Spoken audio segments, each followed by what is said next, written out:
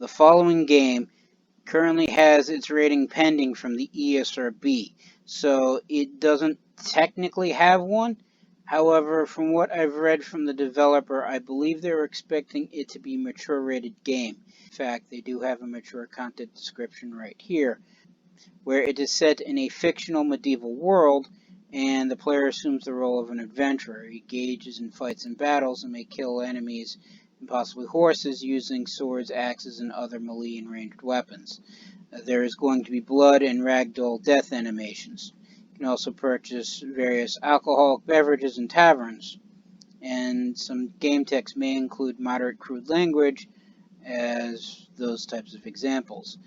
So because it will most likely be mature rated, that means anyone under the age of 17 should not be watching this video. Also, this game is in early access, so the video that you are about to see is not about the full game, and the final product may not exactly match what you see in the video. You have been warned.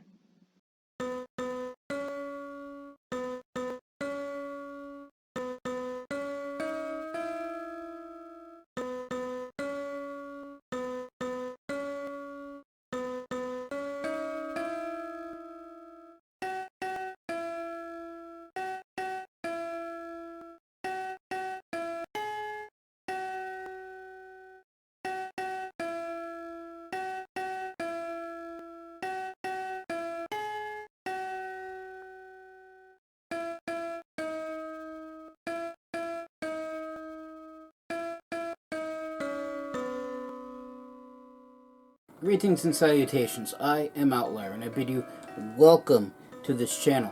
Joining me today are, of course, my usual co-hosts, Snowball and Wolf. And today we are going to be playing Mount & Blade 2 Bannerlord. What, no comments?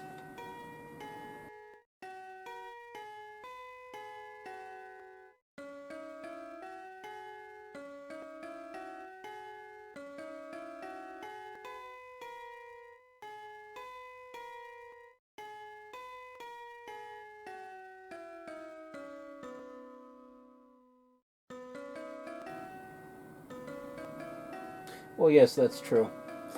So, the Mount & Blade series is one of my favorite series.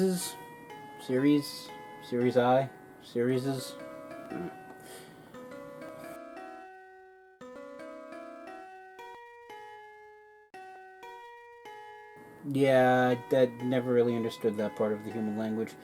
How exactly do you make something plural that refers to a group of things which are already plural? But I digress. So Mount & Blade 2 Bannerlords is the fourth game in the series made by Tailworlds. Yes, I like the game so much I actually remembered who its developer was.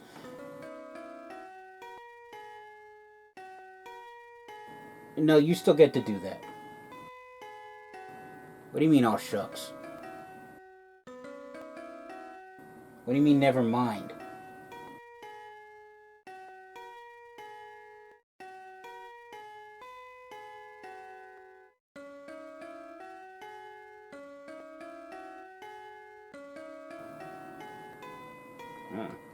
The basic premise of the game is that you start as, for lack of a better term, an adventurer. And even though you could choose various different backgrounds, from bandit to nobleman to hired sellsword, they all basically start the same way. You start in a town, and at least in Warband there was very little story, for lack of a better term. It was just basically enough to get you introduced to how the basics of the game mechanics, and to give you a reason to start on your way. And from there, it just was whatever you wanted. It's literally a sandbox game.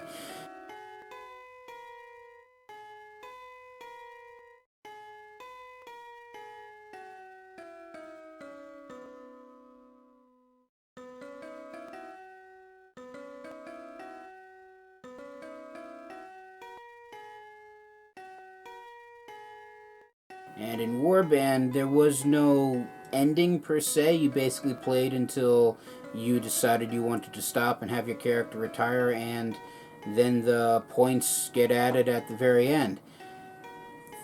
Bannerlord, because it's still in early access, I don't think has an ending yet. I don't know if they're officially planning one, but it could depend upon what you choose to do in the game.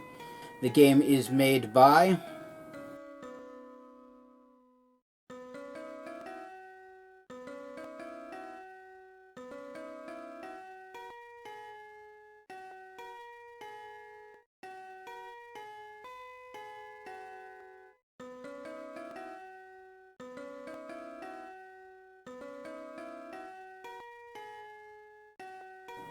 Thank you again. And that being said, let us begin. Developers are giving it a somewhat historical context.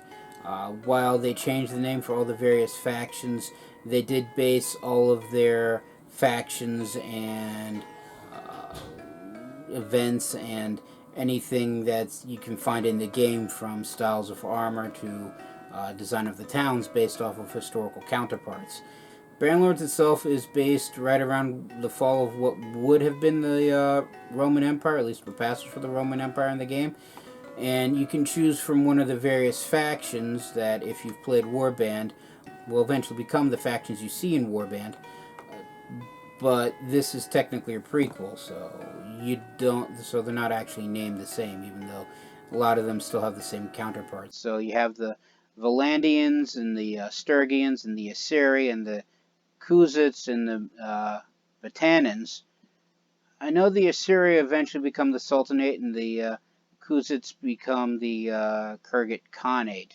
I'm not so certain about the Valandians and the Sturgians.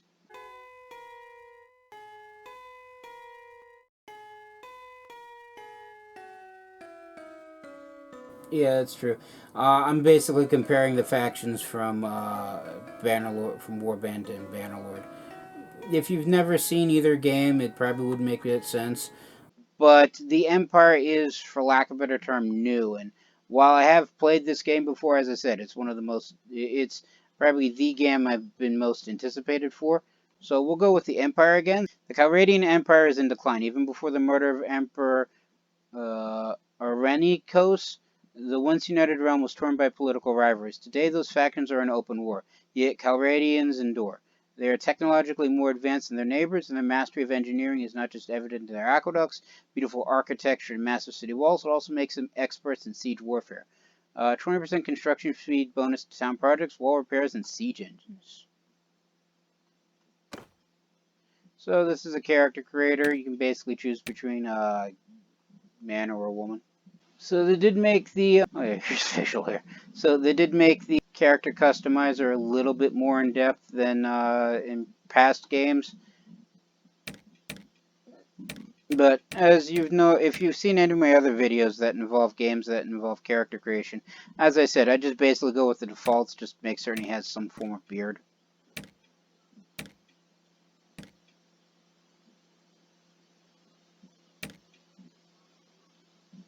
Yeah, it looks in proportion to the hair. Moving on. Alright, so I get to choose a family, and this is where the background plays in. What you choose as a background for your character affects the starting stats of your character. So you have vigor. So you have various tiers of stats. So the top tiers are vigor, control, endurance, cunning, social, and intelligence, and they affect your actual skills. And these skills will go up the more you use what the skills are tied to. If you want to have higher one-handed weapon skill, then you need to use one-handed weapons, and as you use them, they increase. Same with the bows and crossbows, and then other things like blacksmithing is if you take apart and build weapons through the smithing option, that increases that skill, and then other things again increase as you use something as you perform. Yeah, I'm just saying same thing over and over again.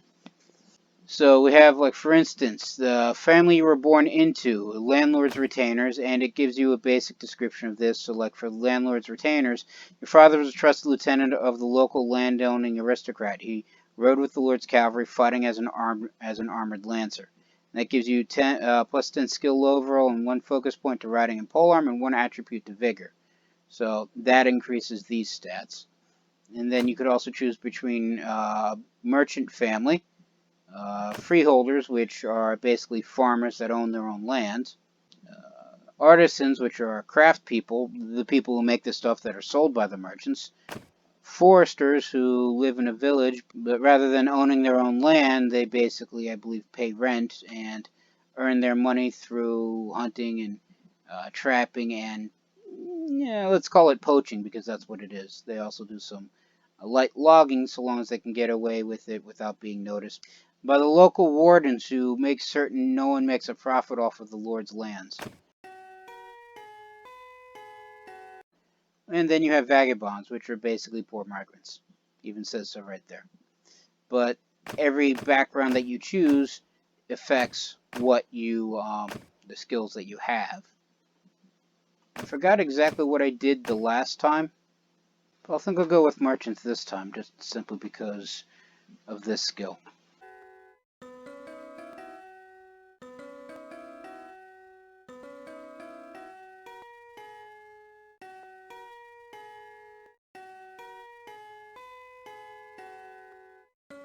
Alright, so I can choose this story background, and it's like many families in Calradia. That was upended by war. Your home was ravaged by the passage of army after army. Eventually, you sold your property and set off with your father, mother, brother, and your 2 younger siblings. The new town you heard was safer. But you did not make it. Along the way, the inn at which you were staying at was attacked by raiders. Your parents were slain, 2 youngest siblings seized, but you and your brother survived because I subdued a raider, drove them off with arrows, you rode off on a fast horse, you tricked the raiders, you organized the travelers to break out. Alright, so as much as I think that would, well, I don't want to say as much as I would see this as being cowardice. It's not cowardly to survive, especially when you're not in the military yet. But it does give me the my final point that I need for endurance, which keeps everything at 3. So that's what I'm going to go with.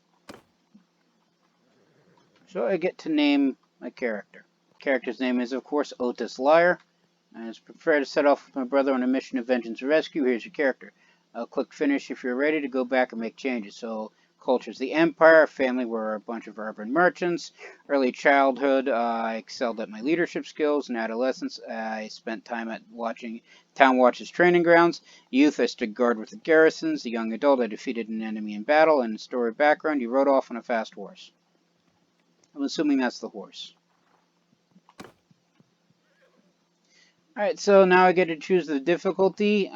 I'm sure someone somewhere will say, "Oh, he's playing on the easy mode. That's cheating, not nice, unhappy." I assure you, this game can be quite difficult even on the very easiest settings, especially when you're outnumbered 5-1, which can and does happen. Especially if you're on the losing side of a war, which again can and does happen. Alright, so very easy, very easy, easy. Do I want to auto-allocate clan member perks? And I'll keep automated death off for now, enable death off for now. I think I can turn it on later, but I don't want to go into my first fight, get taken out, and suddenly that's it. So let's start.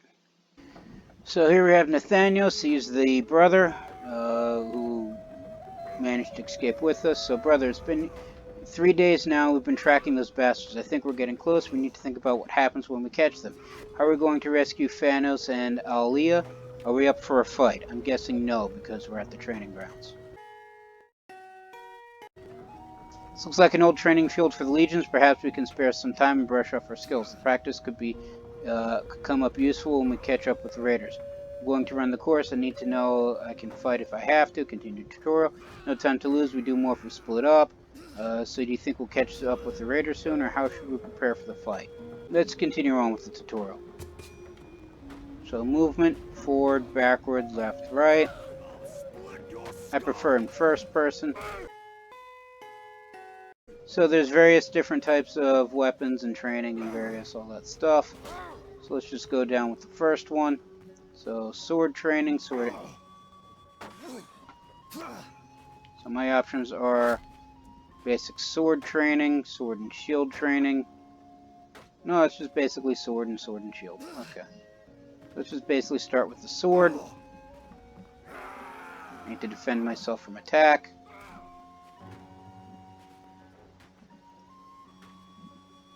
One thing I don't like about this is that your attack direction is based off of movement speed.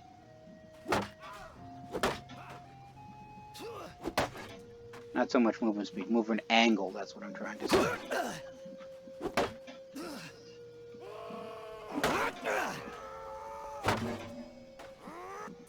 So it literally depends upon where your last movement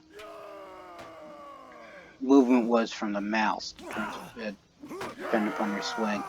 It's the one thing I did like from Mountain Blade Warband. You can actually set it to automatically adjust depending upon where the enemy is. So that's just with the sword. You of course have shields, which back in the day just simply blocked from every angle.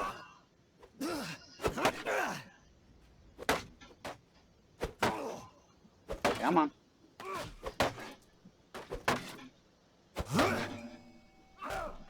Alright, so that's those two done. So we now have advanced weapons training. So this is sword and shield. I just basically have to attack this guy and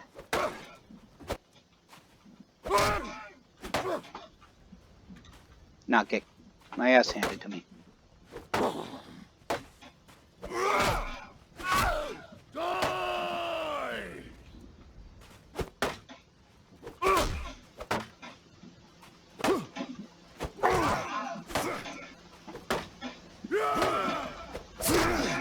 Sorry.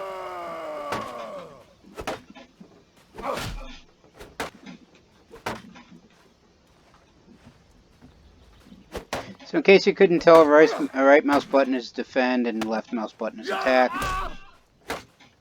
And while it doesn't say so here, I believe your movement speed is affects how much damage you do. So if you charge in like this, you actually do much damage than when backing away. So the advanced veteran trainer has a two-handed weapon, which means he doesn't have a shield, but two-handed weapons usually do more damage, as we're about to find out. So now wielding a two-handed weapon, just getting a few cheap shots because I can. Now, since I don't have a shield, I do have to pay attention to where he's striking from, because in both games, the weapons don't block as well as the shields. They can only cover one facing at a time, whereas the shield, I think, covers multiple.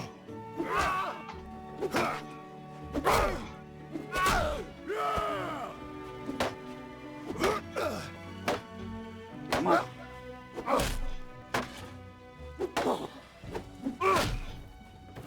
Alright, so that's one down.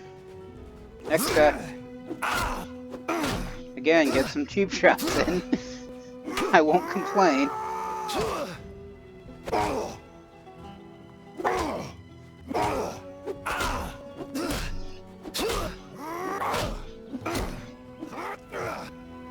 Okay, so now for the slightly harder one. Spear training, which is useful on a horse and not as easy to do on foot. So unlike with the one-handed and two-handed weapons with pole arms, you only have a thrust and a chop attack, so there's no swinging.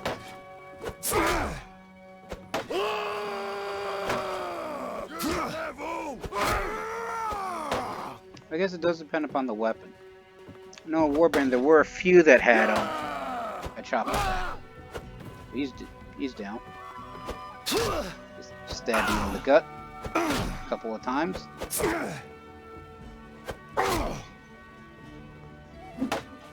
And I do have a shield with the polearm. Not every pole armor will allow you to have shields. They are slow but longer reaching.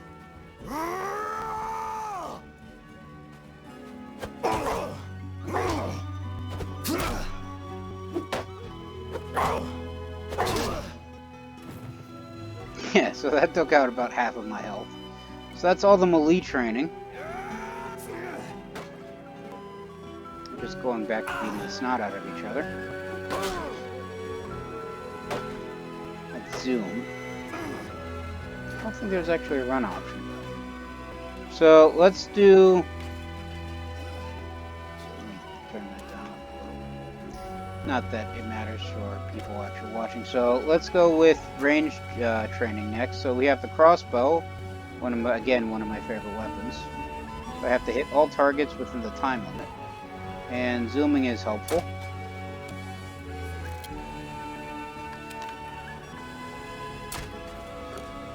You do also have to, for ranged weapons, you do have to count for the ballistic arcs. So since it's far enough away, you have to actually aim a little bit higher. And that actually missed. There we go. I'm guessing it's taking pity because I'm taking so long. So it's highlighting all the targets. And that hit the windmill. Have to wait for it to pass. There we go. That took 39.8 seconds. And so we have the bow next. One of the things I do like with the crossbow over the bow is that you can while the bow allows for slightly faster rapid fire, if you hold down the arrow for too long, your range will actually, your chance of hitting will actually decrease because, well, you're basically holding back a bowstring with nothing but your arm. So as it aims slightly better, even though you do have to spend extra actions to reload. And historically speaking, crossbows were actually better for taking out heavily armored opponents because of the mechanics behind how crossbows worked. Yeah, see, that took 32.2 seconds as opposed to the 39.8 seconds of the crossbow. Then we have thrown weapons. Although why it only gives me 4 units of ammo and to take out 11 targets is beyond me, but it's training, so ammo count I guess doesn't really matter. Oh, as I was saying, it was designed to take out heavily armored opponents, so people in heavy armor like armored cavalry and the like.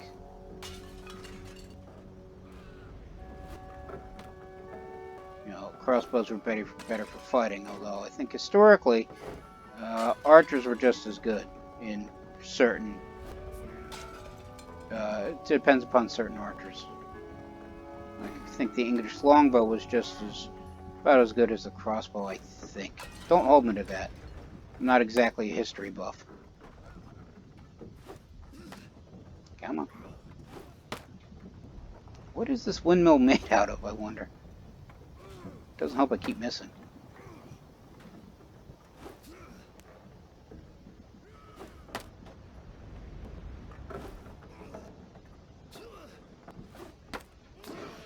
So as I said, ranged weapons have a ballistic arc, and thrown weapons, because they're heavier, have a higher arc. So we finally managed to do that in 74.2 seconds.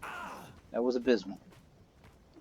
Then we have horseback riding, which is basically everything else that you've seen so far, just on top of an animal.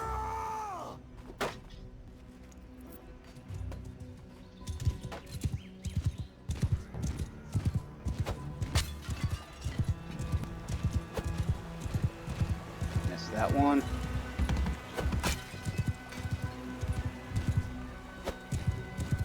Missed that one. I think it does let you go back and complete them, and hit the ones that you may have missed.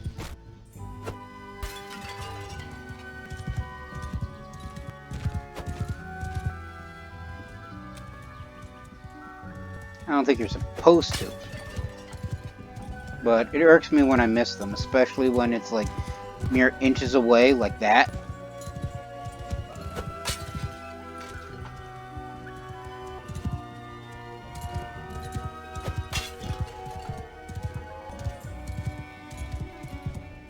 So one thing that one thing that the training doesn't really cover about pole arms that I do mainly use pole arms for while riding on horseback is what's known as couched lance damage, and it's basically you get this horse up to a certain speed, you basically level the lance, and you effectively run through people.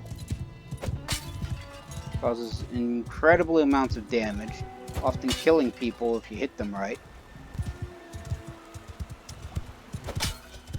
And it's relatively easy way to take out a fair number of people. Where's the horse's head? Since the horse can actually operate independent upon where your character is looking, I've sometimes lost track of where the horse is heading towards.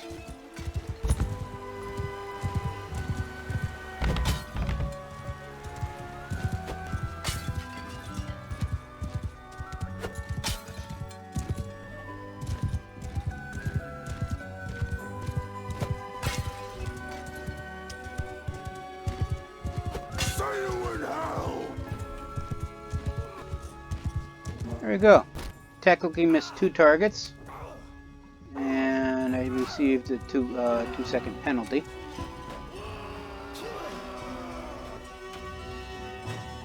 So I managed to complete it in technically about 2 minutes. So I can do better with a sword.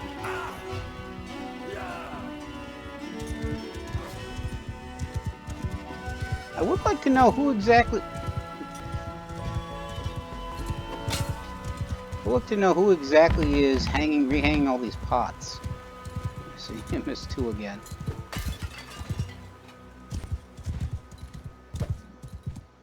It's 3 missed. 4.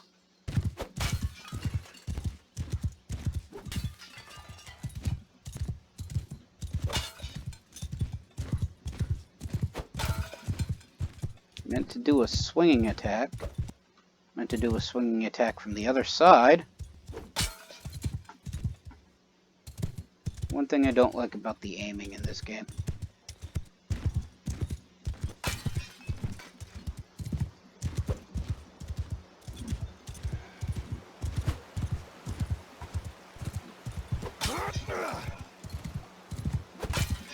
You do also have to adjust for your horse's speed, and you basically have to aim for where they're going to be.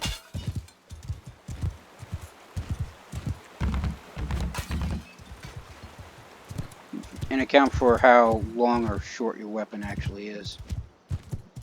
Dude, I've missed like 9 of them so far.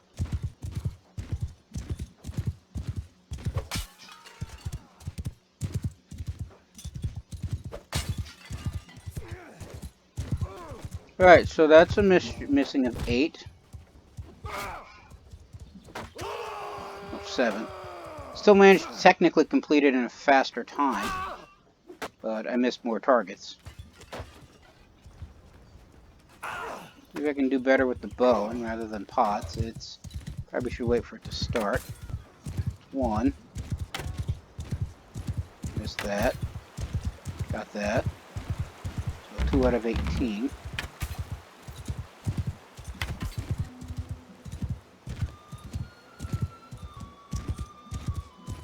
So you again have to account for where the horse is and the ballistic arc of the arrow.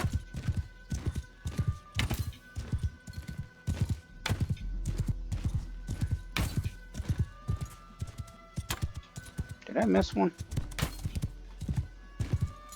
Basically shot that last one in the side.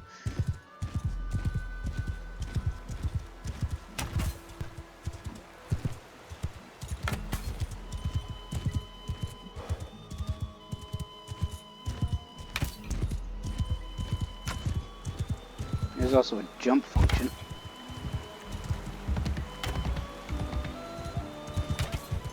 Running out of arrows. Is that one always in there? I don't actually remember.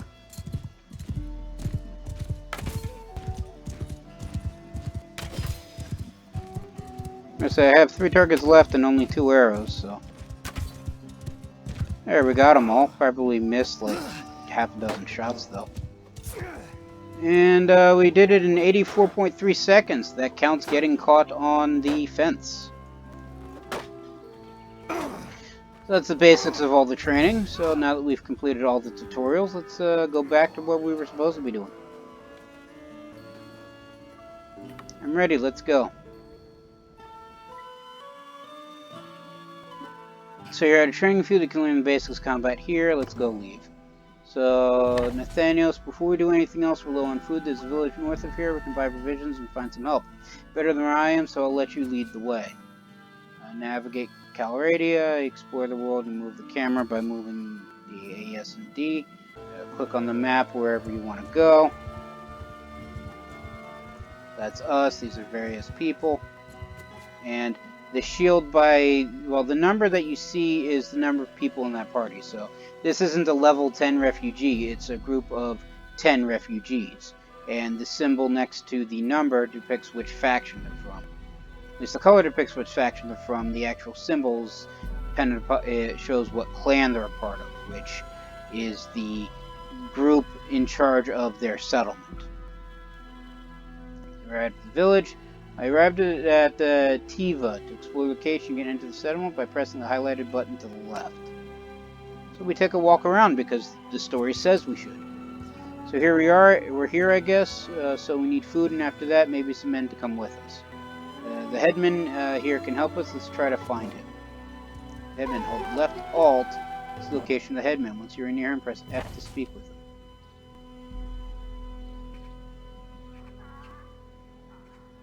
That's Control, not Alt.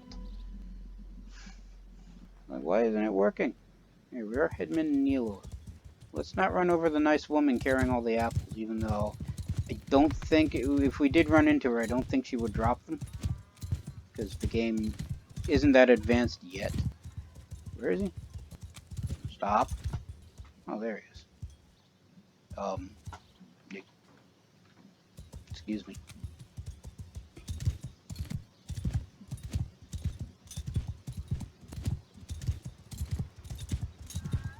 So why is he 140 units away? I do like that they added the feature to find people. Gotta tell you, back in Warband, it was rather difficult when you're wandering around town looking for people to talk to the person you needed to talk to. Although back then, basically the person you needed to talk to was the only person not moving. Let's get off the horse and talk to him like a civil person, because we are Imperial. I am Nethra, headman of the village. What brings you here? We need help. Some raiders have taken our younger brother and sister captive. I think they may have passed this way. They got your people too? Sorry to hear that. Those bastards have done a bit of killing and looting in these parts as well. I think they've gone north. I reckon there will be a few folk around here who will join you in going after them if you'll pay them for their gear. Once you've made your preparations, come talk to me again. I may have a task for you if you're going after the raiders. Quest updates. So basically now we can leave. Once we don't have to get on the horse, but I feel like getting on the horse. And then we hit tab to leave. Well, hold tab to leave. So then we can recruit troops. And notables help you recruit more than notables help you recruit more and better higher level troops according to your relationship with them. Includes troops to move them into your party. So everything revolves around denars, which is the currency, and these are basic stats. So this would be world movement speed.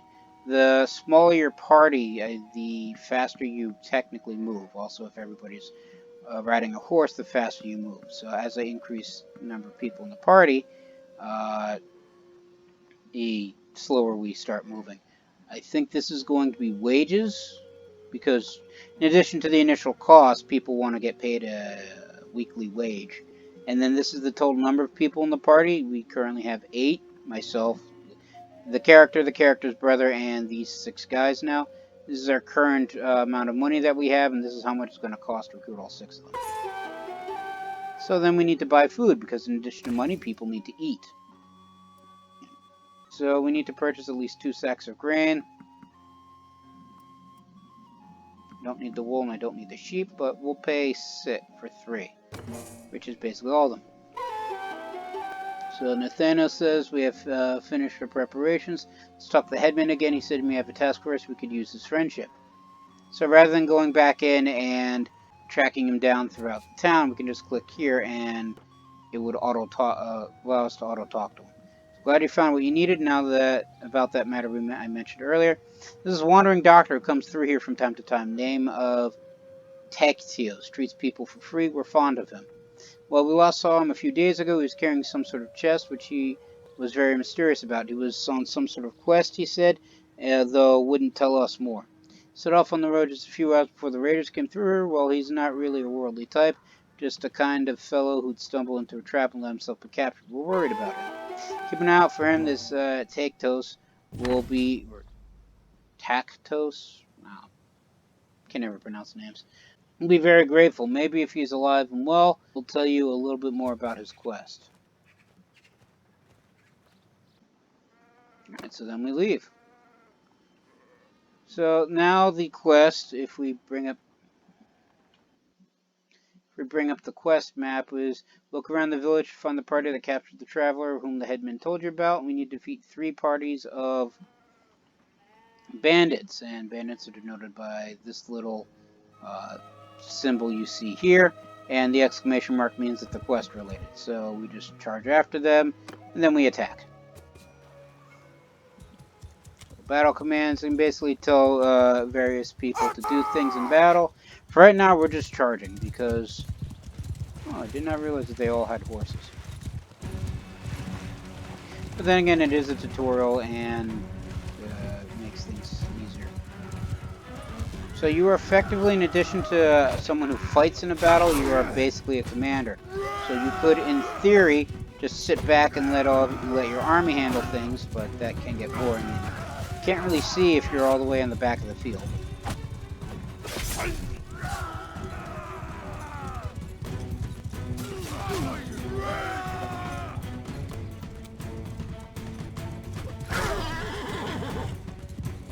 As you see in the lower corner, one-handed is now 11.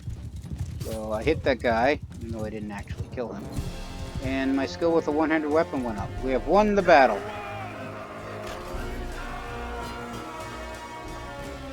So this is various, so this is the end of battle screen, attacker army, which is me, and then the defender army, which is the raiders. So we had 8 people, only I went up. We had 6 kills, no one died, no one was injured, no one fled. Then the raiders had 5 people dead and 1 injured. And again, no one fled. And they didn't kill anybody. So now we've taken somebody injured, he becomes our prisoner, which we can basically capture and drag around on the field with. And you can do various things with prisoners. You can eventually recruit them to your army. You can also sell them to ransom brokers. Basically sell them back to their friends, families, or just some random guy wandering around doing random things. So after the prisoners, you also get loot from the field, which in this case is tattered old fur armor, a tattered rugged gambeson, worn cheap padding, and tattered Eastern wrap arm guards, which I'll equip to the character because he has no arm guards. But in regards to everything else, what I currently have is better. And that's the fighting. So since we have to take out 3 of these guys, here's the second one. Charge again. So the bar that you see at the top of the screen denotes current battle standings. So the side on the left in brown is, well, my side, and then the gray are the bandits. So since we outnumber them, we start with a tactical advantage, even though I'm currently getting rocks thrown at me. Come on.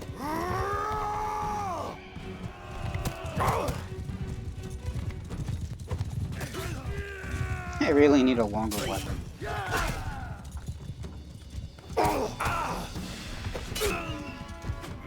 So that killed 1.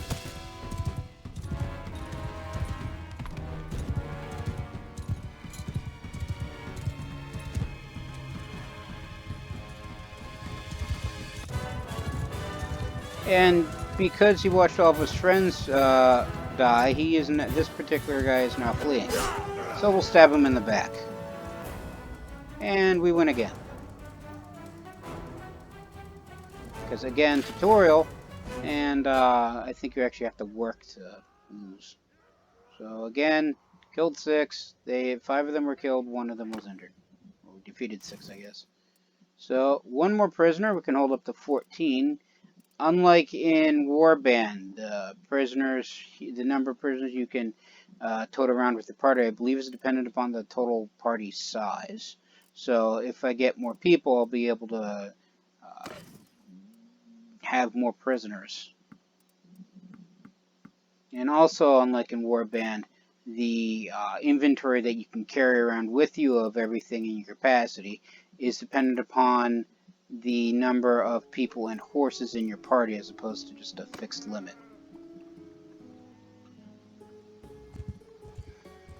And there's the third group.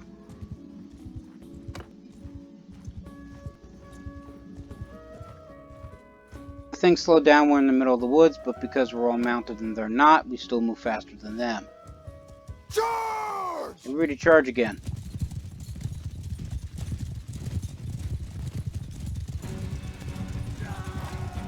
Actually, I do have a bow. I did not realize that. Hey, I gained a little.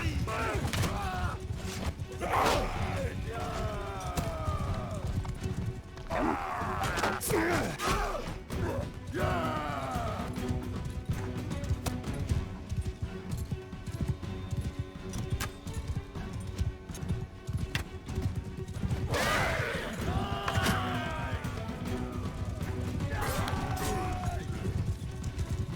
Sorry. One problem with cavalry charges is you keep running into your own people. But thankfully, friendly fire isn't a thing yet. Okay, that actually hurt. Or at least, friendly fire with melee weapons. I shot somebody's horse by accident. I hate it when that happens.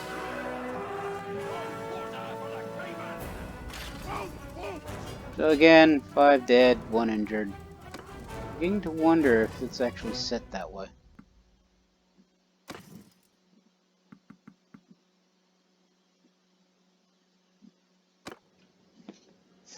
Alright, so you rescue several prisoners from the raiders that have been dragging along. They are parched and exhausted. You give them a bit of water and bread, and after a short while, one staggers to feet and comes over to you. And it's the doctor that we were sent to find. I don't know who you are, but I'm in your debt. These brigands would have marched us to our deaths. My name's Tactios. I'm a doctor by trade. I was on, well, a bit of a quest, but now I'm thinking I'm not really made for this kind of thing. I was with a caravan and they just came out of the bush. We were surrounded and outnumbered, so we gave up. I figured they'll keep us alive just for the random, but then they started flogging us along at top speed without any water. I was about ready to drop. I could feel the signs of heat stroke creeping up, and I told them, but they just flogged me more. If your group hadn't come along, maybe I have a way to thank you properly. Over 2 children captured by the raiders. Can you tell us anything? Afraid I haven't seen any children, but after our caravan was attacked, the chief of the raiders, the one they call Radagos, took and rode off with our more valuable belongings, including the chest that I had. Seem to be controlling more than one band raiding around the area. If this lot has your kin, then I think he'll be the one to know.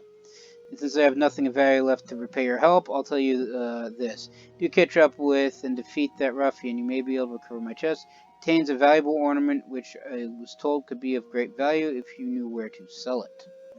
Trying to find out more about it, but as I say, I've had all my urge for traveling flogged out of me. Right now, I don't think I'll venture more than 20 paces from a well as long as I live. We'll keep that in mind. Doesn't look like much, but I suspect this lot will give it away for a few coins. But I got it from a mercenary who I treated once and swore is related to Neritz's folly. I don't know what that means, except that Neritz's was, of course, the emperor who died in battle some years back. You can find out its true value. Next to save me again, I hope our paths will cross again. So we need to find the hideout, which conveniently is actually right here. So we'll just ride up to here.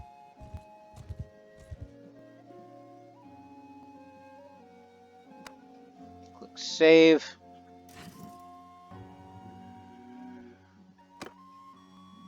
So in addition to regular troops, which are seen right here, there are also extra special characters known as companions, like Nathaniel's character's brother here. So, like your character, they can equip various pieces of armor, like so, as well as extra weapons and the like, as well as have horses and various other things. And they also have various skills and levels and gain experience and all that fun stuff. In addition to your combat armor, you also have a civilian outfit, which is worn around towns and at special gatherings. Not going to be important for here right now. So I just felt the need to mention that. And then so now we hit the hideout. You arrive at the hideout and we order an attack. Hideouts are different from open combat in the fact that you only have a few people. And usually, I usually end up outnumbered. So hideout missions begin with the enemy unaware of approach. Order your troops to follow you with F1 and F2. Take shortcuts and try to take them on in small groups. So everybody follow me.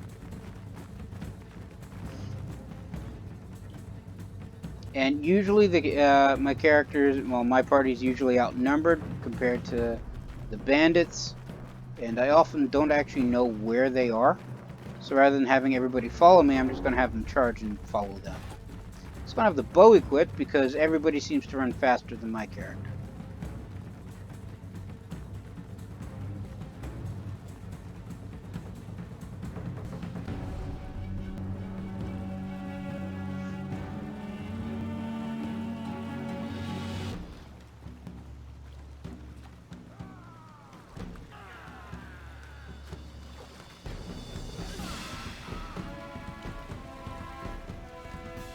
So they just took out one person.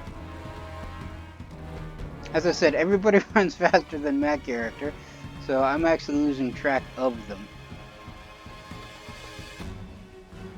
But if I tell them to follow me, somehow they all manage to hear me, and then they stop and wait for me to catch up.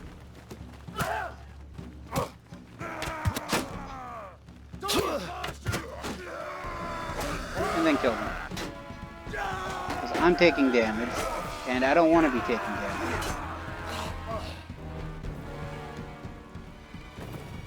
Because I've done this sort of thing before, and I know what's coming.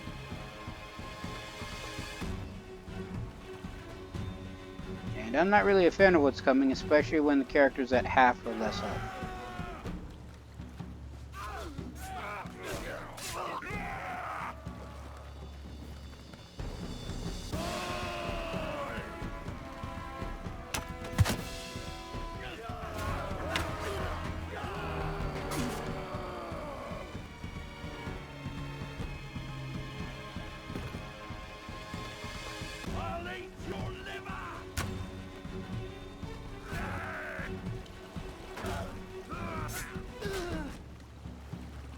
People actually eat human liver?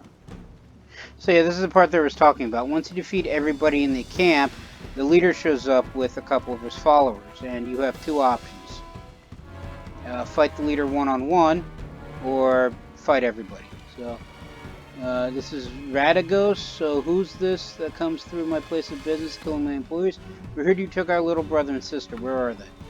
Good heaven, only a better description than that. My men have harvested dozens of little brats in this region. Quite good hunting grounds. I already sent most of them south to the slave market, I know, though. Since your hunt for your kin is fruitless, how about you clear off and save your own lives? Either that, or I force you to lick up all the blood you've spilled here with your tongues. Or you and I could just settle this one-on-one. So, like I said, the options are to fight him one-on-one, or don't fight him one-on-one and just have everybody attack. Because my character's at half health, while fighting one-on-one is probably the more honorable thing to do, because A, they're bandits, and B, my character's at half health and currently equipped with a bow, and this guy looks like he has a helm and chainmail. We're just going to order everybody to attack. And then we just start stabbing people in the back.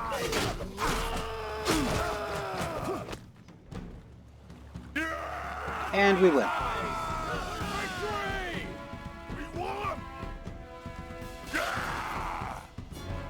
So we won. They lost 7 people and 6 are injured. And we took out 13, so the math adds up. And no one managed to escape. So I plundered 69 gold from the bandits. So Radagos states, well, I recognize defeat when I see it. If I'm going to be your captive, let me introduce myself. I'm Radagos. You haven't cut my throat yet, which is a wise move. I'm sure I can find a way to be more worth to you alive than dead. You better help us get our brother and sister back, or you'll swing from a tree. Blunt. But possibly necessary. Oh, you'll need my help already if you want to get them back alive, that is. See, my boys have some pretty specific instructions about what to do if there's a rescue attempt. Shall we get on the road? Remember, if I drop dead of exhaustion or drown in some river, that's it for you little dears. I don't expect a cozy palanquin now, but you best not make it too hard of a trip for me. It really ticks me off that even to defeat this dude's smug bastard. So, more prisoners. And if you saw on the prisoner screen, if the party you defeated had prisoners of their own, then you could recruit them into your army if you had the space. So, come across a chest with an old piece of bronze in it. It's so battered and corroded that it could have been anything from a cup to a crown. This must be the chest Tactios mentioned to you that had something to do with Neretz's folly. Nathaniel says, I was hoping to find more treasure here, but I think business wasn't going too well for Radagos and his gang. Found this strange-looking metal piece, though. It doesn't look too valuable. It could be the artifact Tactios was talking about. Maybe we could sell it to one of the noble clans for a hefty price. Alright then, let's get on the road. And Nathaniel has a better idea. We would have a better chance if we split up now. I'll take Radagos and go find the slaver market and look for a way to free the children. However, you must be careful not to endanger their lives. Oh, sorry, I misread that. However, we must be careful not to endanger their lives. Better just to buy them. We need to have our purses full for that, though. We need to take these men with us. Radagos is a slippery one. I don't want him getting away. So you want me to raise money to ransom the little ones? Indeed, you'll have to find a way to do that. Maybe this bronze thing can help. Tactios says it could be worth a fortune to the right person if you manage not to get killed. He's telling the truth, you must be careful. Never reveal that you have it, but try to understand its value and how it can be sold. So basically ask people about it in a way that doesn't let them know that you have the thing. Got it. One more thing, when you're talking to nobles and other people of importance, make sure you present yourself as someone from a distant but distinguished family. Because the higher-ups don't like talking with peasants. Then we need to select a family name. Use our family name if you like, or make up a new one. If you have a better chance of obtaining an audience with nobles, and it'll be easier for me to find you by asking around. So, because we need a noble name for our noble house, we shall call ourselves Out.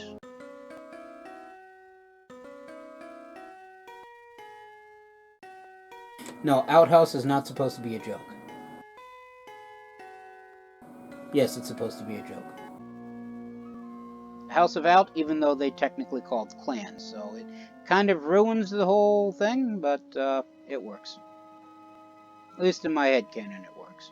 So, now that we've picked a clan name, we need a banner. I like blue, so it's going to be blue. I also like birds, so it's probably going to be a bird. Got what I used before, but, you know, it basically goes from various, I guess, imperial crests to actual and mythical animals to, well, basically more animals, to various objects and plants, or plants and objects, I should say, to various concepts and then shapes, to whatever these things are, to geographic shapes, to other symbology and lettering, I would assume. Sadly, there's no bird with fish, so I went with this one last time. And we can also adjust its size, I think. That doesn't look like it does anything. So, can also make it a different color. Let's go with blue on white. Well, white on blue, I should say. Tutorial's over. You're now free to explore Calradia.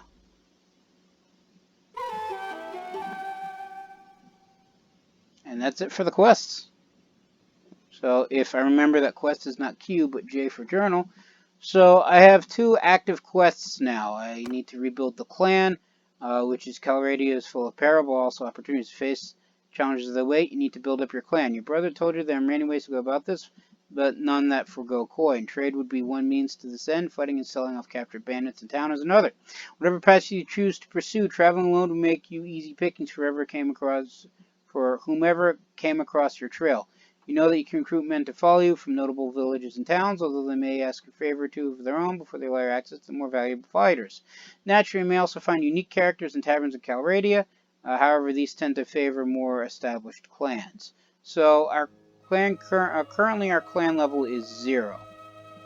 So this is the clan panel. I can change the name of the clan if I wish. I don't wish to. And because we're at clan tier 0, I can apparently have 3 companions. They must have changed that. I could have sworn it was less than that. So it's just me and my family. You can actually marry somebody and have children in this game. So these are the various skills for my character. The party. So currently I have 1 party. As the clan tier increases, you can actually have your companions split off to form their own parties. And also have them become garrisons and caravans. And this is the land that we own, which is nothing because, again, we're at 0. And various other things. So there's also a kingdom screen, but I need to be in a kingdom to access that. This is the character sheet. So these are my various skills. So I have 0 attribute points, so I can't put any points in the base skills. Or the base categories. But I do have 2 skill points, so I can put focus points into the various skills that I want, which I believe increases their learning rate, which makes low-level categories easier to learn. And as I increase in skill points, I can eventually learn extra skills with that one. So once I get one-handed up to 25, I can either have learn the deflect skill, which one-handed weapons will have the handling increased by 20%. Also, troops in formation you lead have the one-handed combat effectiveness as if they were 1 tier higher, or Basher, which shield bashes now deal 50% more damage and stun your enemies for longer. Also, infantry troops take 4% less melee damage when in shield wall formation. I believe I can only have 1 of these, so I can't have both. But every skill has them. Some of them you don't need to choose between the 2, but some of them you do. And not all of them are combat related. I believe at least 1 here, I think, for 2-handed, I think actually increases your base health. Or they could have changed that. No. Or like, for instance, polearms here give you an extra 3% hit points. So since I'm slow, I'm going to put 1 focus point in athletics. And Steward, I think, is important for a lot of passive in-game things. So I'll put the other point in there.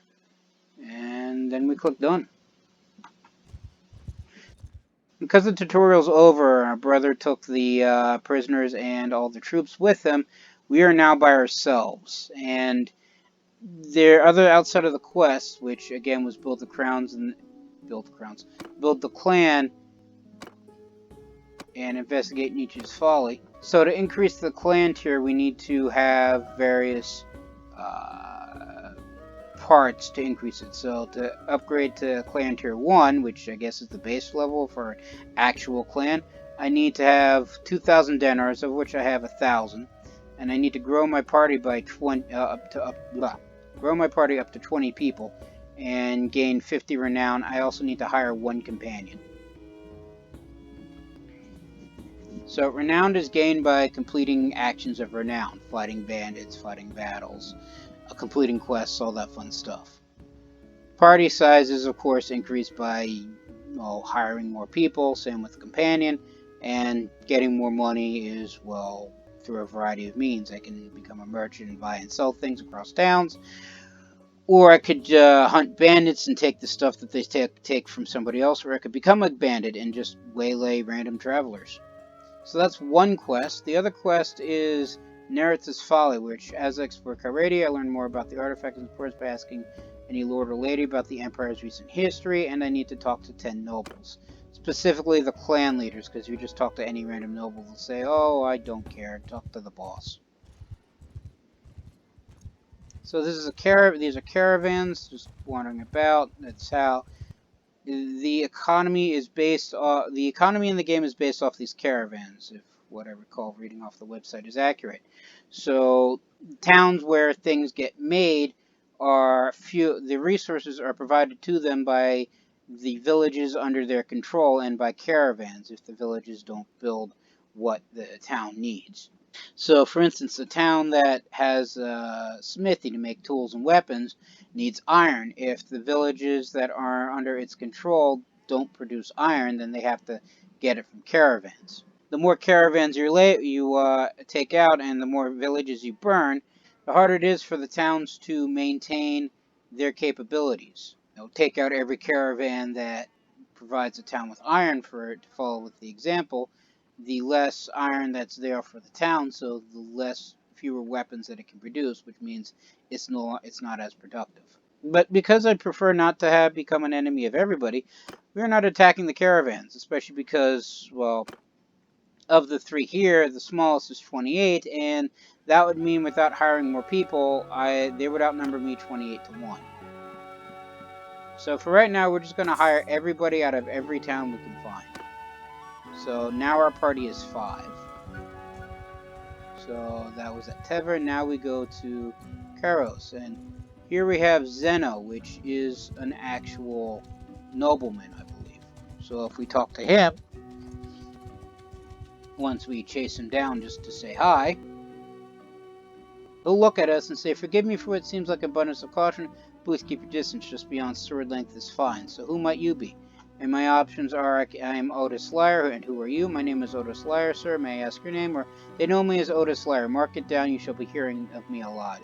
And these are various options. They all end up the same, although I think they affect how Zeno looks at you. So let's be cordial. My name is Otis Lyer, sir. May I ask your name? I am Zeno of the house Leopadares. Leonipadares. These guys. Our family has stood in the Senate and discharged its duties honorably since the first days of the Empire. So this is an imperial. Noble. Remember your name, and you have further options. Like, for instance, there's something I'd like to discuss, which gives you other dialogue options to ask him for other things. Because we're not friends, and I don't much care, we're not going to do that. You can also ask him a quick question, which leads to nothing right now. If you wish to attack him, I can deliver demands, but the quest says talk to him about Nereid's folly. And, well, that's what some people call the Great Battle of Pandaric in the year 1077.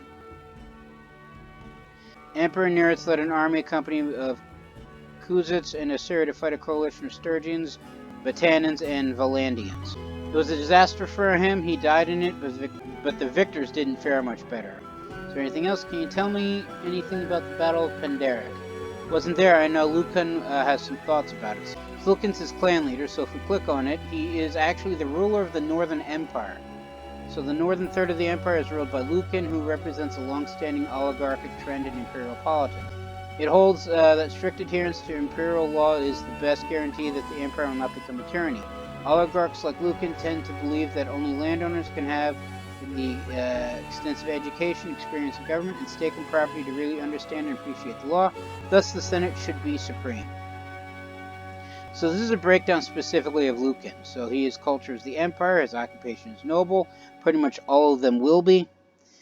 He is 62 years of age, he has all these friends, he has all these enemies, and his family is his wife Zaroska, and his son, I believe, Zakaran, and his daughter Zorana. He also has various traits where he's close-fisted, which means he has -1 to generosity. He's honest, which means he has an honor of 1, and he's daring, which gives him a valor of 1. Not quite certain exactly what those play into, but I believe it does affect his decision-making and how his character will react to various things that he comes across. These are also his various skills and traits, and he was last seen at Atlantis today, where he created an army. And Garios said Lucan caused a battlefield setback by acting in a cowardly faction the next day. So he created the army in summer 1 of 1084, and no, actually this happened in the past, at 2nd of summer in 1075. Yeah, not important. Is there anything else? I must leave now. Good meeting you. Good to meet him as well. We are currently, I believe, in the Southern Empire. Nope, Northern Empire, actually. I think. No, this is Southern. The map's upside down. So, the land around Karakos are owned mostly by Farron, Archon of the Southern Empire. Yeah, so this color means Southern Empire. That's actually Farron right there. The village is going through hard times. Farms and tools look rusty and broken. Brush reeds are claiming the outermost field. So this denotes exactly how well the town's doing, which is poorly, and they don't have anybody to recruit anyway.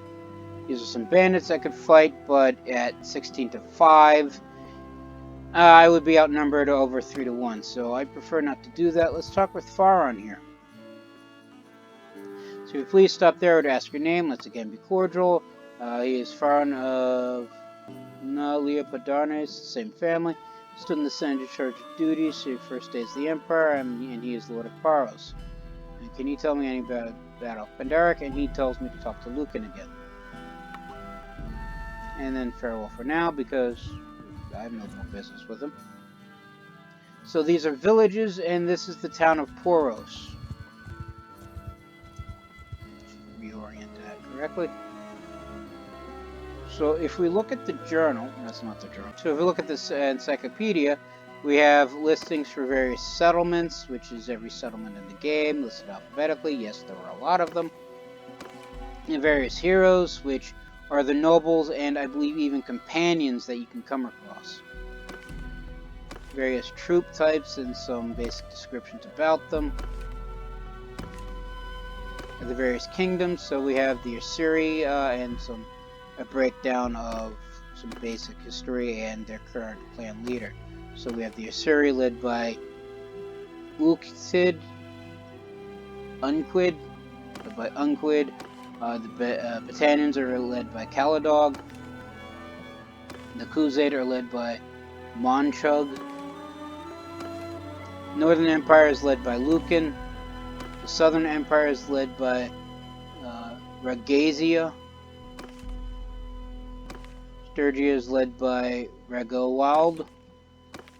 Landon is led by Durthert. And the Western Empire is led by Garios. And these various factions, these are the various clans that currently hold loyalty to the Western Empire. These are its various fiefs, and these are currently who they are at war against. In addition to the various clans and kingdoms, there are also minor factions. So, like, the Elefarios are a minor faction, which is the free people live in the steplands at the edge of the Empire. Well, the Elefario are the free people who live on the steplands at the edge of the Empire, originally descendants of runaway slaves and debtors. They soon became highly valued by the local imperial commanders for knowledge of this frontier zone. The leaders have been granted titles. The young men have taken into retinues of archons and emperors, but though they are now very loyal to the idea of the Empire, they are quite hostile to its actual authority. So this is the leader of this minor faction, and these are its members. So Lakos of the Elefari, you can actually come across him, and you'll eventually find other members as well. So there's 4 members here, which means that there are 4 different parties of Elefori, and I'm guessing the bald head is part of their style, that you can come across, and they are currently at war with all 3 factions of the Empire. So again, the Batanans, these are the various clans. These are the fiefs, and these are at war with. The Wolfskins are again a minor clan. And there's quite a bit of reading, so I am not going to go through all of that.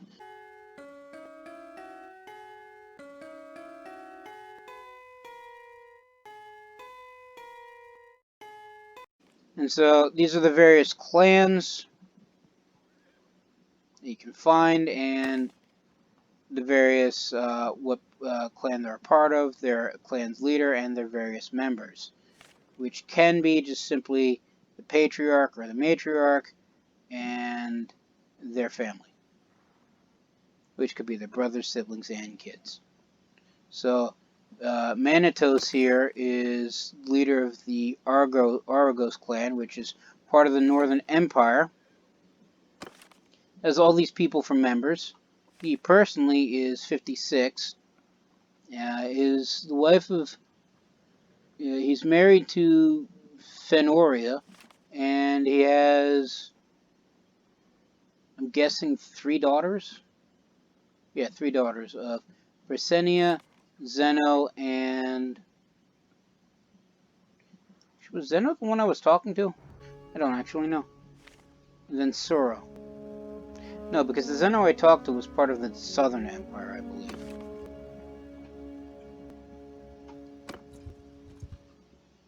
So I could have sworn I still saw him, but nah, who knows? Well, we could find out. Go to the search and just type in the name. Type in the name correctly. Yeah, so there's 2 Zenos. Vassal of the Southern Empire, which I would assume I would be the guy I talked to, and person I just looked up. That's all the clans, and then we have various concepts like armies, army cohesion, so forth and so on. So if we actually were to look up people,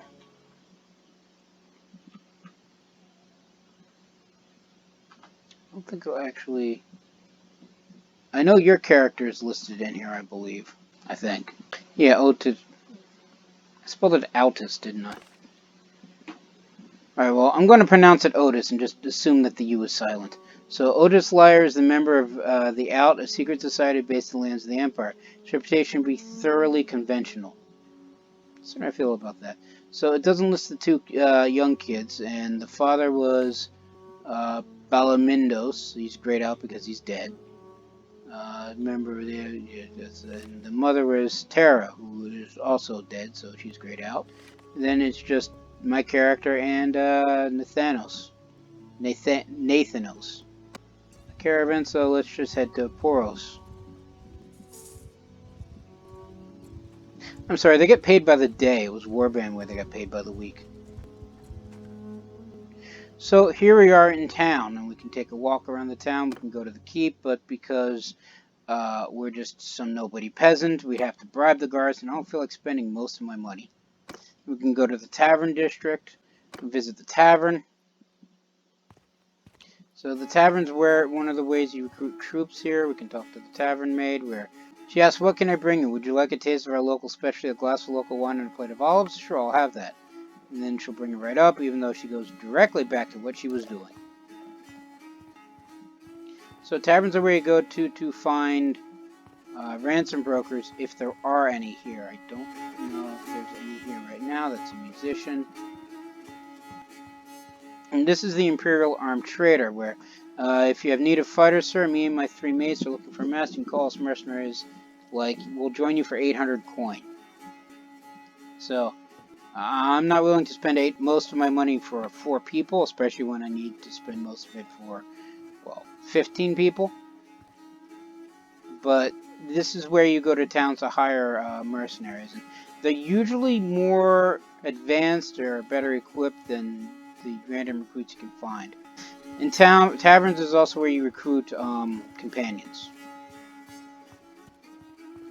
There's an upstairs, that's just a town person, he gives generic dialogue. They say the merchant Mostrius the brewer is hiring at his brewery. He's a harsh master but fair one, they say. Ask if I can help him with anything, if he can help me with anything. So here's the companion, possible companion, Tessa the Black. What is the stranger? Who are you? My name is Otis Liar. Madam, tell me about yourself. So you want my story then? So Tessa the Black. I believe, unlike in Warband, which had like a dozen or so fixed companions, the companions in Bannerlord are randomized. So last playthrough, I don't believe there was a Tessa the Black. So far back as I remember, I was living on the streets of Carrying with a bunch of other dirty barefoot scrogs. A group of men in our alley, they called themselves the Centaurs. I guess they took a liking to me, gave me special errands to run for them. Started with picking pockets, ending with sticking knives in their enemies. Back then, I'd do anything for a handful of figs and cheese and a pat on the head. Got a bit older though, and their interest in me changed. Filthy, drunken louts pressing themselves against me, grabbing at me. I wasn't having that. Made up my mind to leave, but wasn't sure where to go. Then came the day that Lycarian burned and everyone was out looting and robbing, and that was my chance. There's a bag of silver from the center stash and lit out like on the road. Hard life, but I must admire your fortitude at least, or you truly are the dregs of the street, my lady. Let's be nice. Anyway, I wandered about for a bit, but now I think it's time I found steady work. You wouldn't need someone to stick a knife in those that need sticking, do you? How are you good with a long knife? And by long knife, I mean sword. Right now I'm looking for work if you have anything to offer. I could use someone in your company. Right now it's me and 4 people. I'm not picky of whom I'm going to hire. As long as I can afford it, of course. Some townspeople who are looking after me here made sure I was fed and that. I'd like to give them something before I go. I could ask for 454 dinars as an advance. So usually with companions you have to pay them off. So here you are. Don't be a stranger and come see me again sometime. And she joins the party. You can't access the party screen right now. So in addition to recruiting higher level troops and companions, in taverns you can also talk to the tavern keeper who might have a lead on possible quests that you can complete for fun and profit. For some reason you have to walk into his kitchen to talk to him. Alright, so good day, sir. What can I help you? Do you know anyone who might have a task for me? I need some information in town for help, or I don't need anything right now. So perhaps it would depend on what kind of information you need. Rumors about the markets, caravans, and that sort of thing. You must know somebody with the region's dark underbelly, bandits and like, some high society gossip, any good scandals at court. No, I don't know anything about that. Maybe something else. What are the rumors? He doesn't know anything about anything else. Okay. You might be a task for someone like me. Nobody's looking for help right now. Okay, fine then. Now, something that they included with Bannerlord that wasn't in any of the other variants of the game are basically small little mini games you can play. And, excuse me, please. So that's right here. Talk to the game host right here. So, greetings, traveler. Do you play Talbut? I am reckoned a master of the game and traditional pastime of the Empire. If you're interested in playing, take a seat and we'll start. That is not taking a seat. That is punching the air, and be glad you did not connect.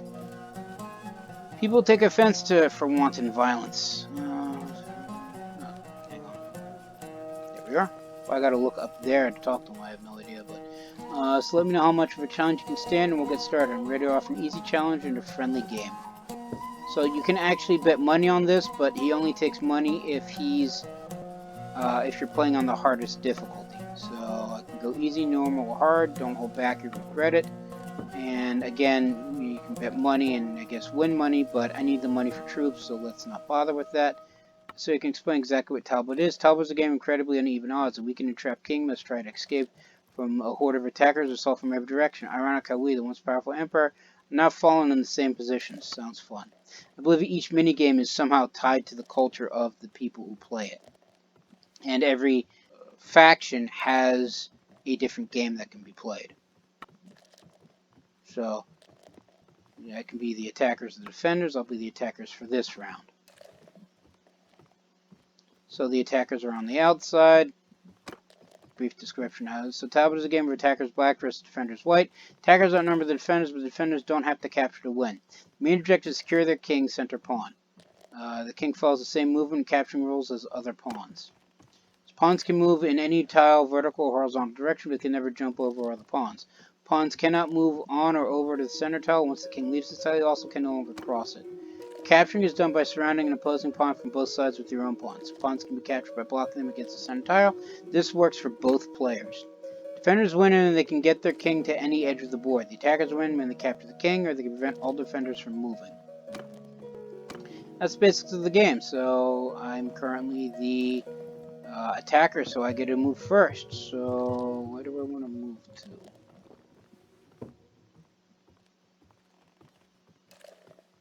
Well, any piece that I move forward up to, like, say here, this piece will move and capture it. So let's actually move here. Wait for him to move.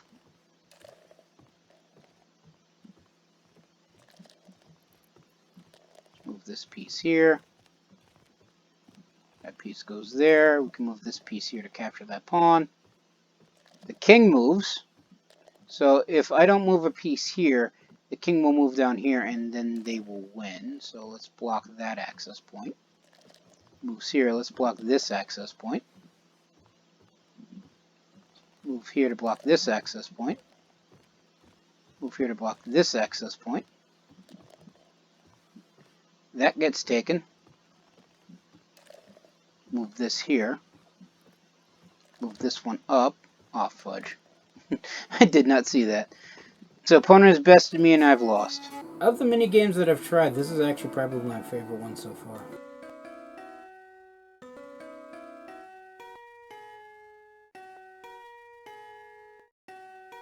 Alright, so it doesn't look like we're going to be winning as the attacker. Let's try the defender.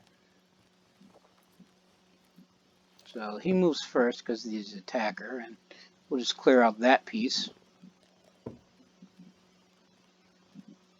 Where do I want to go? Move that piece there.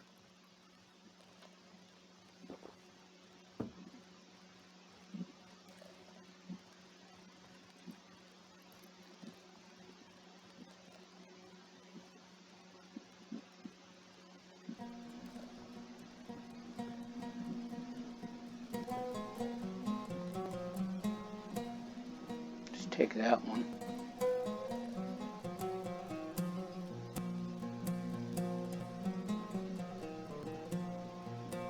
Clear out that piece.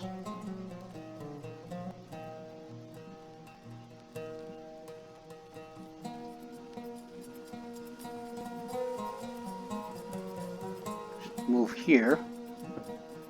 That was probably a mistake. We'll go here to block them.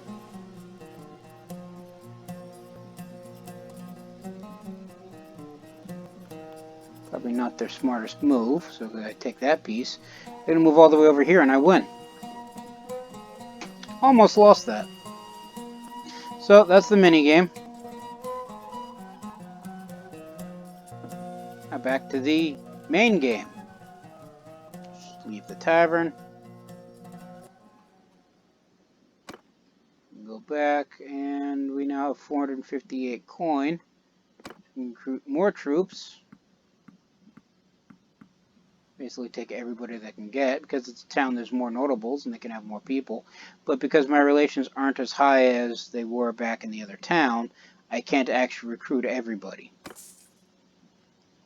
So we are now at, how many people? 12. So we're getting there. In addition to that, I can also enter the smithy, which allows me to make and break apart weapons if I had the resources to do so, which I don't right now. Or I can also trade, which allows me to buy and sell things. So since I only have 1 grain left, I'm going to need more grain. Oh, and this is also Tessa, and this is her inventory. This is civilian attire and the like.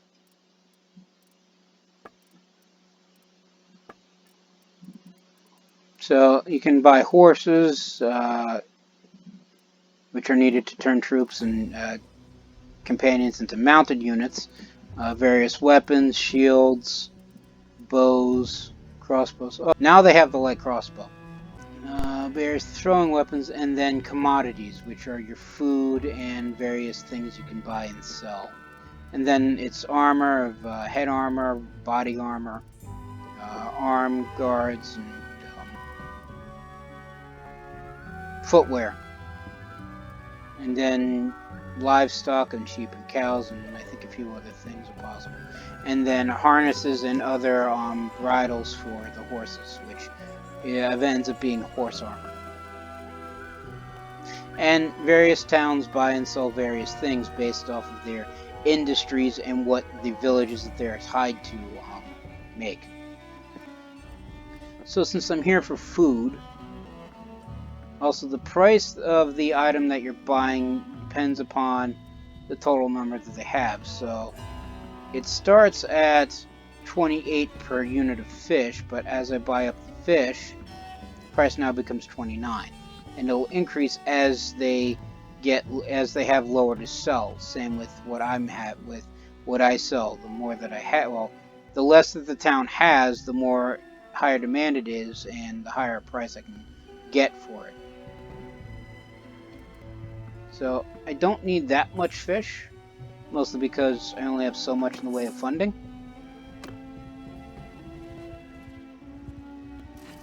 If I look at the inventory, I'm armed with a sword, shield, and bow.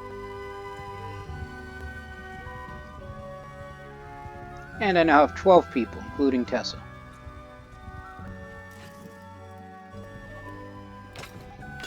Go up here. So while companions can go up in level, regular troops can increase the...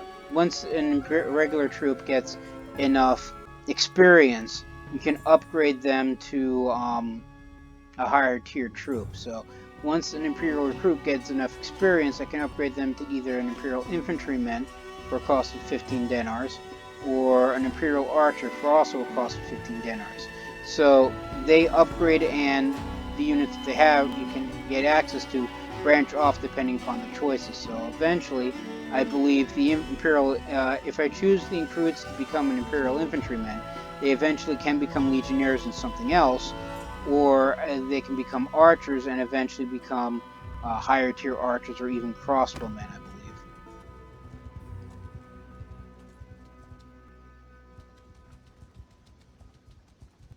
So we're going to need to find a way to make more money, especially considering it's now 40 coin per day. So I have about 5 days worth of coin.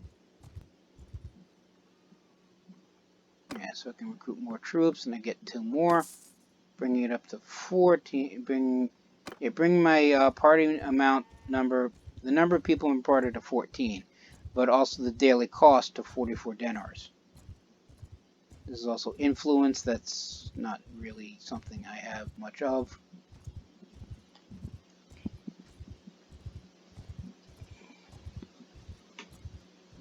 So as we're moving north, we're crossing into the territory of the Northern Kingdom.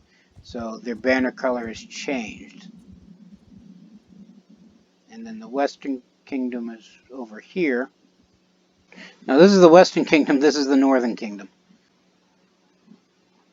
Yeah, the desert's to the south. I gotta keep remembering that. So, northern, western, southern kingdoms. This is the Khanate, or the Kuzuts, the Asari, the Volandans, Batanans, and then Sturgians. Sturgans. Whatever they are. And as you go about and playing, the factions aren't idle. They can declare war against each other, make peace, do various things. So as you keep playing, you can actually watch how the wars play out as territories change hands.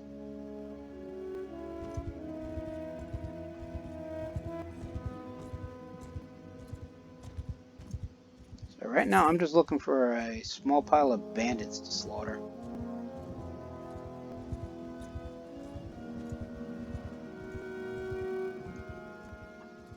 So it says the Assyrian. That's just... So the stuff in blue was some political stuff that happens in the background. So this, I believe, is part of a minor faction. Yeah, Delios of the Hand. Sorry, I don't think I know you. Basic introductions. And because he's not actually part of a major clan, he's part of a minor clan, you don't have the option to ask him about the Battle of Pendanus. Alright, so we walk these roads, my friend, know that nothing escapes the nose of the hidden hand. Lords and emperors come and go, but we remain. Okay, have a good... Nice talking to you. They are almost 80 people strong, and my 14 are not going to... My 14 recruits and a former pickpocket are not going to be much of a fight to them.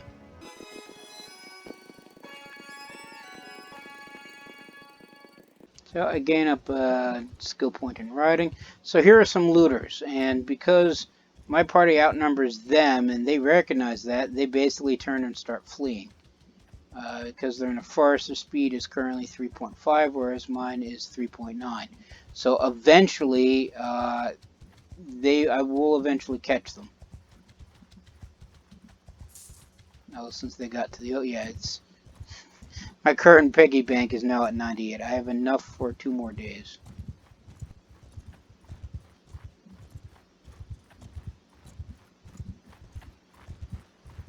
But we're practically on top of them, so here we are. So, Looter says we have no core. We've got no core with you, but I have one with you, Brigand. Give up now. You'll never take us alive. So, and then the options are to have my 14-member party attack. There are 5. We can attack. I can just simply send the troops, which has the computer calculate the battle, but I'd much rather just attack. So this is the army. I can give various, because everybody's technically infantry, I only have one option. I can select where they go, where they stand, their various facing. So I can choose to have a direction or not. Follow me. And they are now moving. Well, that's the enemy, so we're just going to have everybody charge. As I try to shoot people with the bow. And try not to hit my own guys in the back of the head.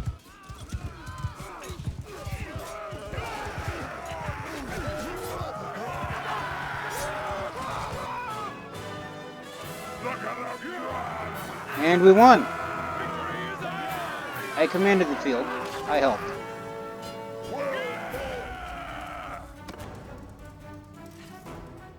So we take 1 looter captive and we gain 22 denars.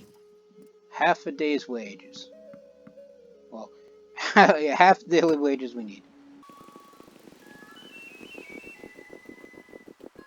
As we gain more people, the greater amount of, the larger parties we can end up fighting. And the larger the party, generally the better and higher quantity of loot that they have. So since night's falling, it's getting darker, we can't see as far.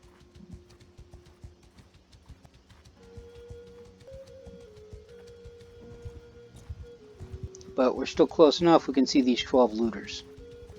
So the party is about equal. The looters are generally considered the weakest of all bandits. And by weakest, I mean least skilled and poorest equipped. So neither am I. If you surrender otherwise, you'll never take us alive. So rather than it being 14 against 5, it's now 14 against 12. So we're not going to mess with the tactics because they're bandits. We're just going to have them charge. Because I'm a horse, I can outrun everybody. I'm a horse. Because I'm on a horse, I can outrun everybody.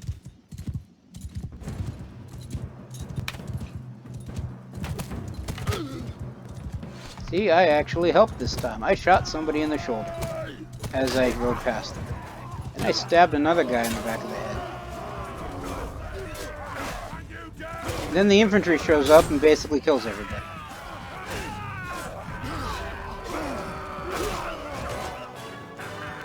And we win. Win the battle. Gain 1.6 renown and something else that I just was not paying attention to. So we're now done. We now get all this fun stuff.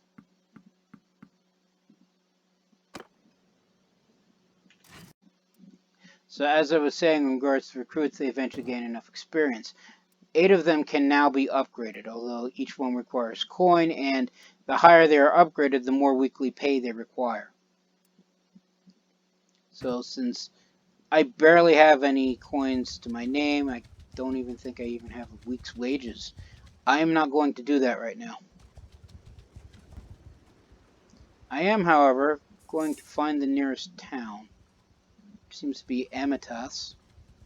Yeah, 44. In the middle of the Western Empire's escaped captivity. I'm assuming they got captured somehow.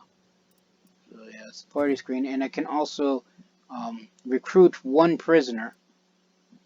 But I don't really need looters right now. I also gained a level, so I gained another focus point. Which I should put in pole arms, because once I manage to find a lance capable of doing crouch lance damage, I shall have that equipped, and I'll start skewering people. But that's for later.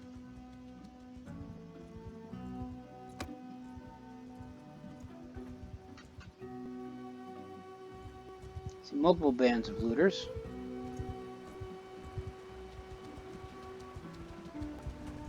I'm probably going to get away. Bunch of stuff happened. Yeah, you got away because night fell and the visual range decreases. And since I don't have much in the way of scouting, I can't see tracks, although that's them right there, I think.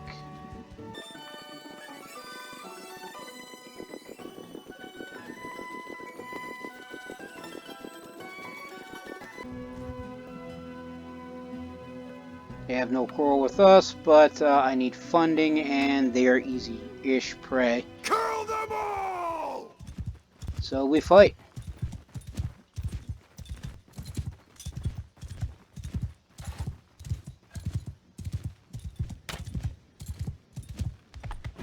So, I charge in like an idiot wielding a bow. That's not the right direction. That overshot him.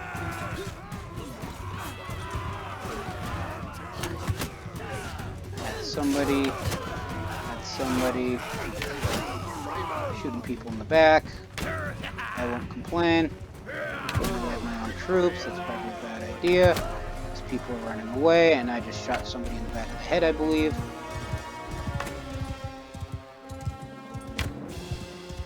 Come on.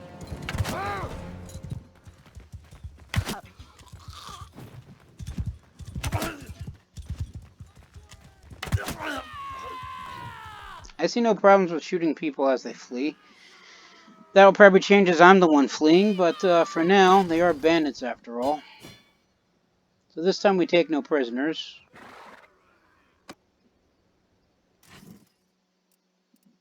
So we don't have a prisoner screen, but because there's more of them, we get more. We salvage more loot. So let's head back to Zen. Well, actually, no. Jamalis is closest. Let's head there.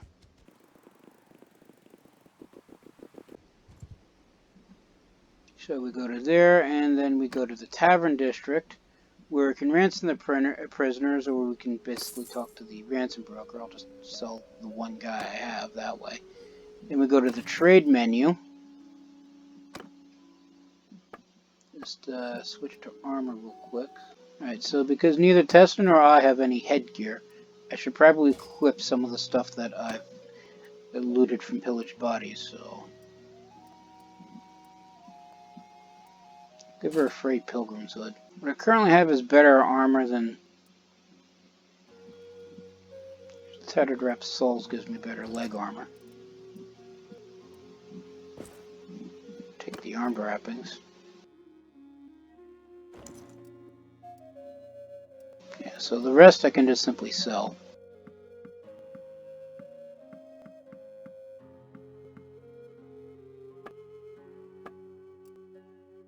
The weapons I can actually break down for resources, although they all require charcoal, which I don't have any of, so... And I need more money than I do resources, so... I'm just going to sell all the weapons that I have. And that actually nets me a tidy 473 dinars. So that would actually get me over 10 days worth of wages just off of that. And that's the basics of the opening game. Because I've been playing for a while, I shall call it here. Everybody stay safe from the plague, and have a good day.